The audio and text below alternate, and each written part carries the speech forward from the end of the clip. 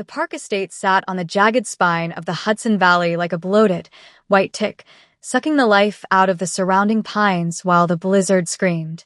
Amara adjusted her grip on the silver garland, her fingers coated in a thin, protective film of unrefined shea butter, the nutty, earthy scent of home, of the red dust of Enugu, clashing violently with the sterile, metallic tang of this house. This place didn't breathe, it calculated. It smelled of industrial lavender and the cold, ozone-heavy grease of high-end security systems. The mahogany banister felt like frozen bone beneath her palm, mocking the fragility of her own skin. She moved with the forced precision of a woman who knew her beauty was a burden, a target painted in a room full of men who traded in flesh and fear. And Conde Park was the sun everything here orbited, but today, it was his house manager, Richard Caldwell, who played the petty god. He was always watching. Higher. Richard barked from the marble floor below, his voice a dry rasp like sandpaper on cheap plywood. He stood with his arms crossed over a bespoke silk vest, his posture the stiff, artificial arrogance of a man who managed a king's house but forgot he was just a glorified servant. Amara bit the inside of her cheek, tasting the copper tang of blood, and stretched the silver-plated tin-copper alloy of the garland toward the crown molding. She had been trapped in this gilded cage for 3 months, 90 days of dodging Richard's snide remarks about her Nigerian accent and the way his cold eyes tracked her movements like a predator scenting a wound. The older staff, aunties who had survived the king pie for decades, whispered their warnings in the quiet of the pantry. Keep your head down, Omoj. Don't make mistakes. Because men like Richard don't need a reason to break you. But she tried. God, she tried to be invisible. The mansion was a theater of power tonight, draped in white lights that hummed with a low-frequency 60 Hz buzz that grated against her nerves like a dull saw. Poinsettias lined the corridors in crystal vases, their red leaves looking like fresh bloodstains against the white Carrara marble. The scent of pine and cinnamon was a suffocating shroud over the house's natural smell of gun oil and expensive scotch. Everything was prepared for the Christmas Eve summit that Conde Park would host for his associates. Men with dragon tattoos creeping up their necks and eyes like obsidian. They never smiled. Amara hated the way the light hit the polished floors. It was too bright. It felt like a trap. The vase, Richard snapped, his finger pointing at a piece of Goryeo-style celadone sitting on a console table of gilded ormolu. Move it to the center of that table. Now Amara climbed down the aluminum ladder, the haptic feedback of the cold metal vibrating through her palms. She approached the vase, recognizing the intricate crackle of the iron oxide glaze. It was heavy, a dense weight of kale and clay that felt like the expectations of every Oga she'd ever fled. She lifted it with both hands, her heart thudding against her ribs like a trapped bird. Her thumb brushed the cool, glazed surface, feeling the microscopic ridges of the hand-painted crane. The porcelain was cold. Her foot caught the loose tail of the silver garland she'd been weaving earlier. Time slowed. The rubber sole of her uniform shoe lost its coefficient of friction against the wax-heavy polish of the marble. The vase slipped, the glazed surface sliding through her grip as if it were coated in palm oil. The sound of it shattering wasn't a crash.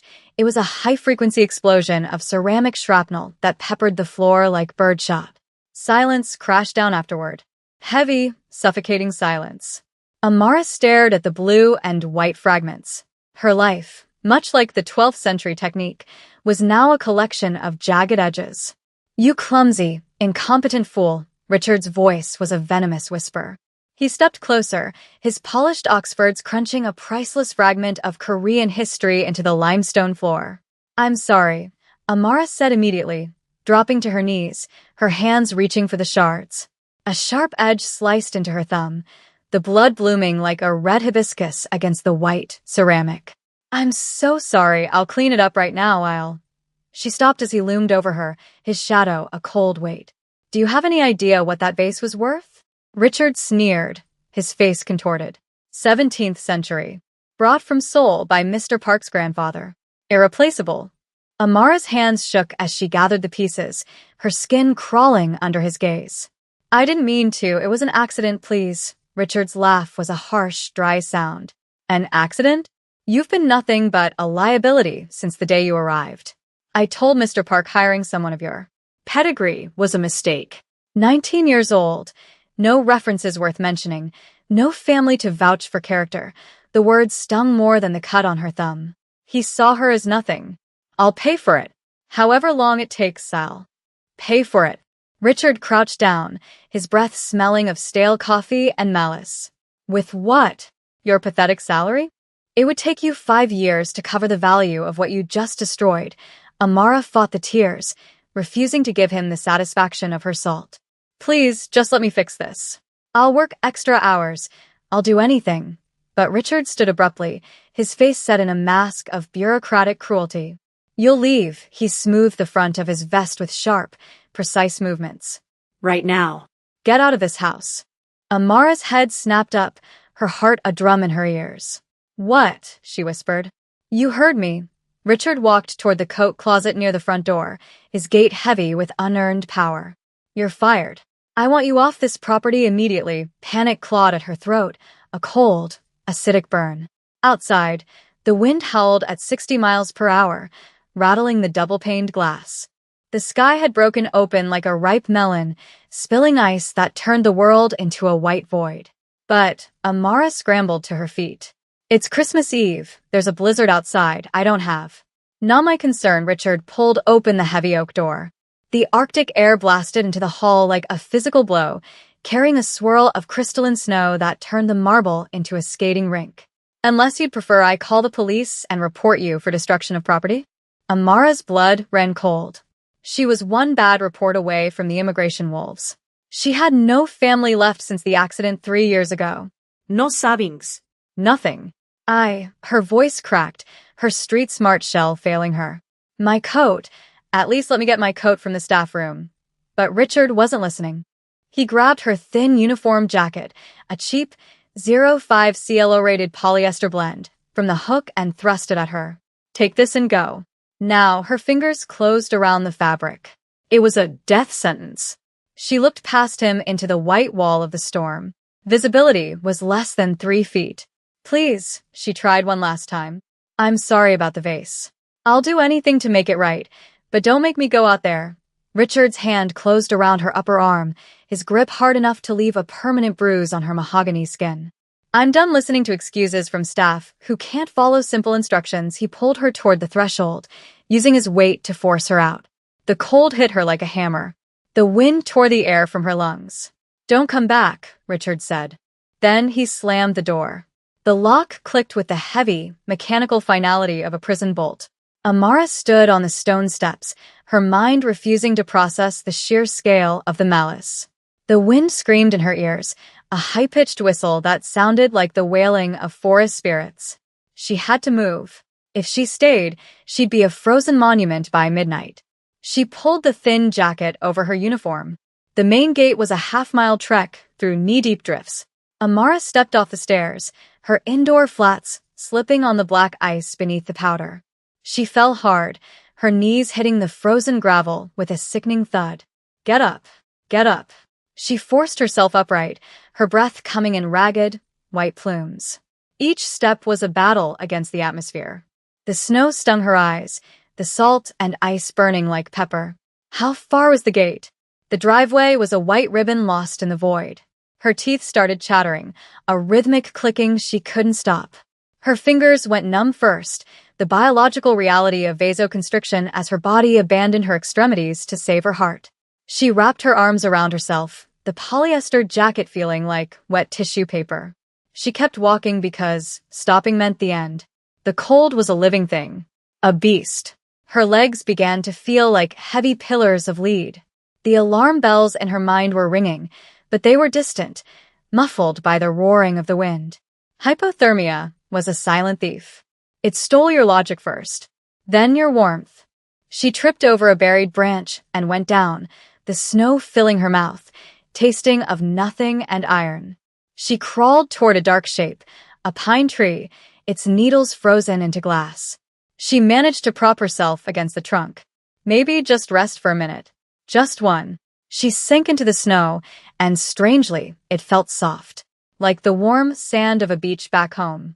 Her eyes drifted shut. Inside the mansion, Kongdae Park pushed through the front door at exactly 7:15. He was a man of shadow and silence, his black cashmere coat dusted with the white ash of the storm. He shrugged out of the coat, his second in command, a man named Minho, taking it with a silent bow. The entrance hall was immaculate, but the air was dead. It lacked the specific, earthy scent of the Ethiopian coffee Amara usually had waiting. It lacked her.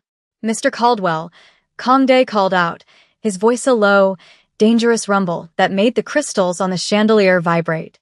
Richard appeared from the kitchen, his expression a mask of practiced neutrality. "Mr. Park, welcome back." The roads must have been treacherous. Kongdae ignored the pleasantry, his eyes scanning the hall like a general surveying a battlefield. "Where's Amara?" Richard's eye flickered, a micro-tremor of guilt. "Miss Turner requested to leave early this evening. Personal matters." Kongdae studied the man, his gaze heavy and obsidian. "She didn't mention anything this morning. She knows the protocol for the Christmas summit." Richard clasped his hands, his voice smooth as oil. "It was rather sudden. She seemed quite insistent about leaving before the storm worsened." Kongdae pulled out his phone, checking the encrypted security logs. The last staff shuttle had left at 5. "How did she get home?" "The transport is grounded." "I'm not certain. She left through the front entrance." Richard's voice was too calm. Kongdae's jaw tightened, the muscle jumping in a way that signaled a coming storm. The front entrance was for guests and the boss. "When exactly did she leave?" he asked, his voice dropping into a register that made Minho reach for his weapon. "Perhaps 45 minutes ago?"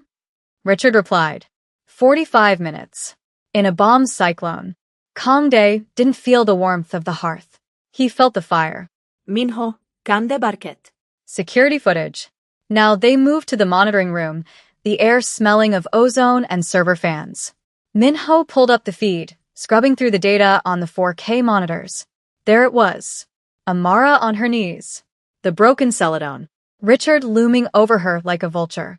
Even without the audio, the cruelty was a visceral thing on the screen. Kongdae watched as Richard grabbed her arm. He watched as the man pushed the 25-year-old woman out into a sub-zero death trap without a coat. The room went deadly quiet. Kongdae's rage didn't manifest as a scream. It was an implosion, a localized black hole that sucked the air from the room. 45 minutes, he whispered, a sound like grinding stones. He was already moving. He didn't grab dress shoes. He pulled on tactical boots and a heavy fur-lined parka. "Call the medics," he ordered. "If her heart stops, yours is next." He yanked the front door open, the blizzard howling as if in challenge. He ran down the driveway, a high-powered tactical light in his hand cutting a yellow scar through the white chaos. His heart thudded against his ribs, not with fear, but with a cold, focused intent. He was a man who had survived the streets of Busan and the boardrooms of Seoul. He knew how easily a life could be extinguished. He wouldn't let it happen to her.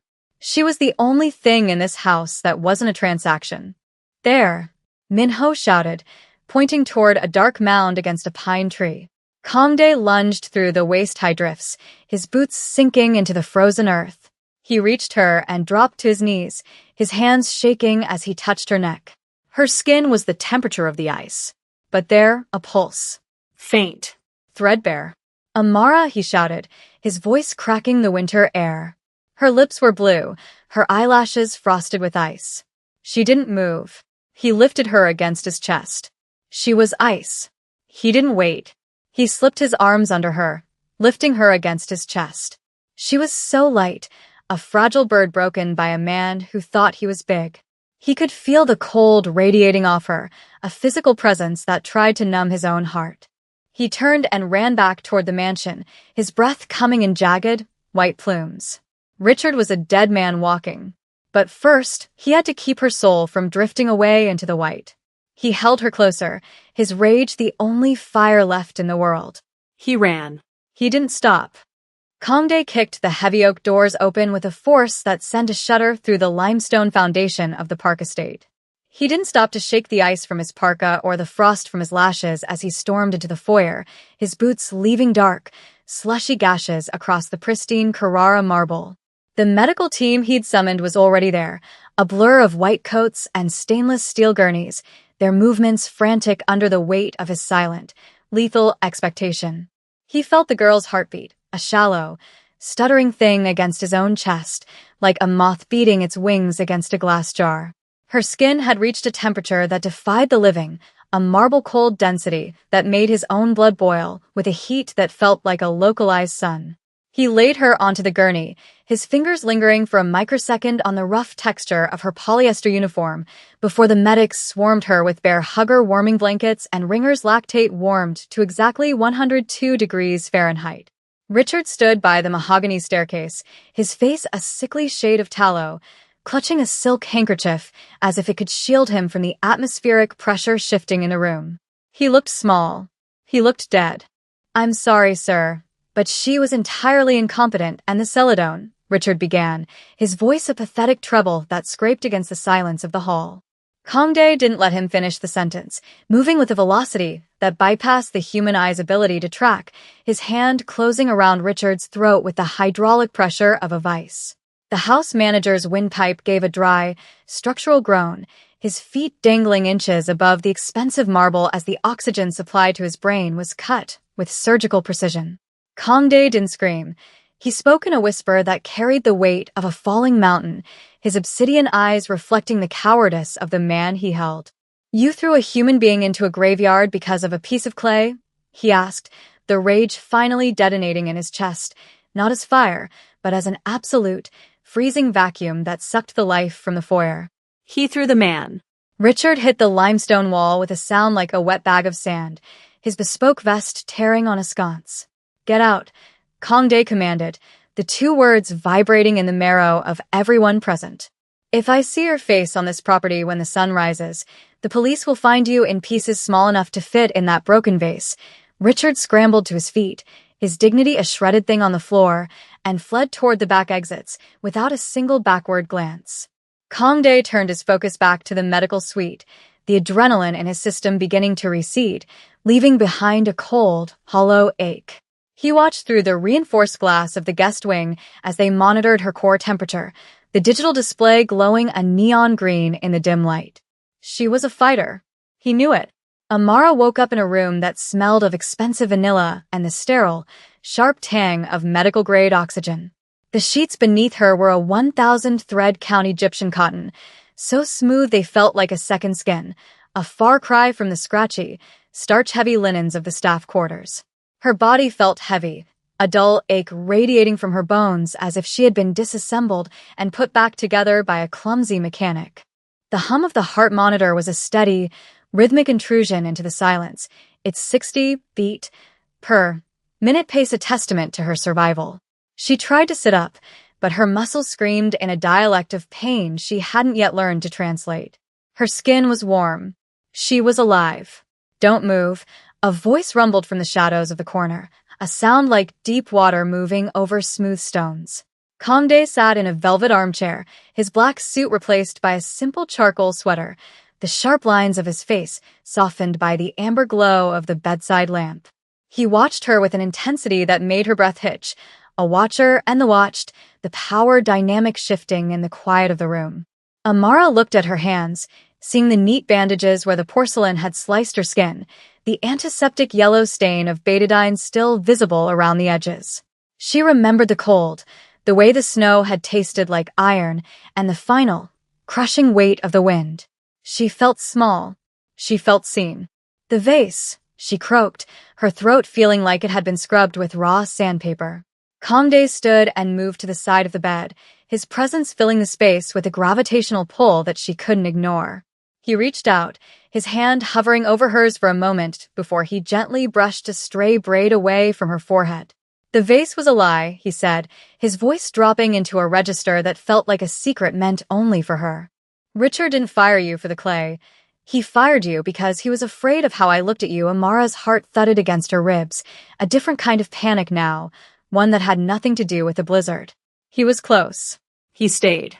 "I have no family here, Oga," she said, the regional term slipping out before she could catch it, her Nigerian pride a thin shield against the luxury surrounding her. "If you keep me here, People will talk, and the wall will be more than a broken vase. Kongdae's eyes didn't waver, his gaze tracing the architecture of her face, as if he were memorizing a map of a territory he intended to claim. He knew the risks of the Kangpai world, the way vulnerability was treated as a blood scent in the water by his rivals in the city. He didn't care. He was the boss. Let them talk, he replied, his thumb grazing the line of her jaw, a touch that felt like a brand. I've spent my life building a fortress so that I could decide who enters and who stays. You're staying, he told her then about Richard, about the way the man had been found trying to sell security codes to a rival syndicate in the hours after he was banished. The house manager wasn't just a petty tyrant. He was a traitor who had used Amara's accident as a cover to remove a witness to his own rising greed. The threat was escalating. The peace was over. The next 3 days were a blur of high-stakes security updates and the soft, quiet moments of a competence-driven romance. Kongdae stayed in the wing, his laptop humming on the mahogany desk as he managed his empire, while she recovered, a stoic sentinel who only relaxed when her breathing leveled out in sleep. Amara watched him through half-closed lids, noting the way he handled a SIG Sour P226 with the same casual grace he used to drink tea. She saw the dragon tattoo on his forearm, a masterpiece of ink and scar tissue that told a story of a street-smart boy who became a king. He was dangerous. He was hers. We have to move, Kongdae said on the 4th morning, his expression reverting to the obsidian mask he wore for the world. Richard didn't go quietly. He went to the Kim Syndicate, and they are moving on the perimeter. The strategic exile phase had begun, a calculated withdrawal to a secondary location in the Adirondacks where the terrain favored the defender. Amara didn't argue, her cynicism replaced by a pragmatic understanding of the life she was now tethered to. She packed her few belongings, the shea butter, a small photo of her parents, a carved wooden bead from Enugu, and followed him into the armored SUV. The engine roared. The gates opened. The drive was a tactical exercise in reconnaissance, the SUV's reinforced run-flat tires crunching over the salt and ice of the mountain pass. Kongdae sat beside her, his hand resting on the haptic feedback screen of the security console, monitoring the drone feed of the road ahead.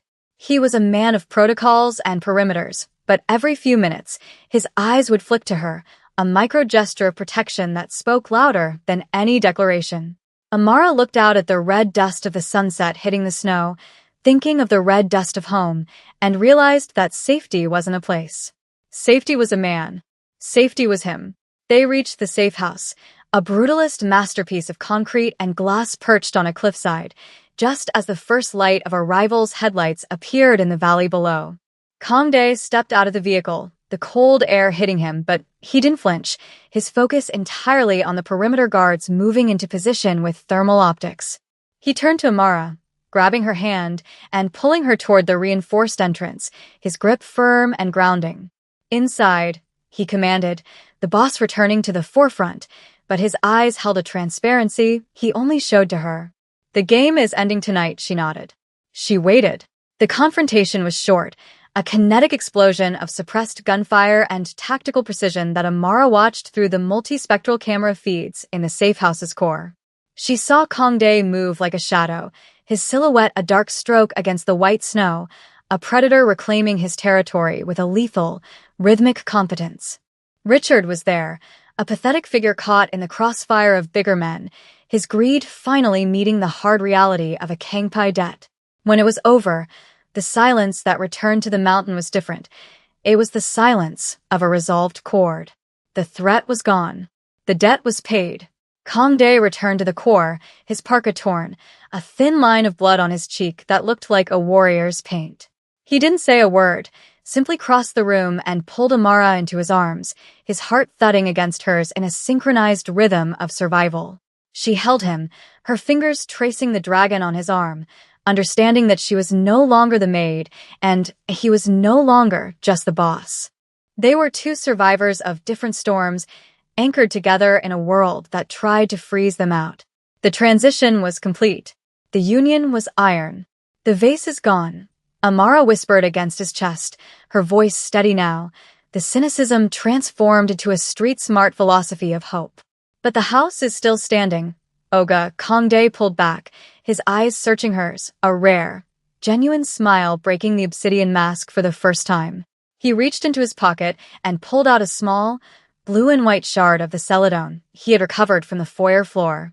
"We will build something new from the pieces," he said. He stayed. They stayed.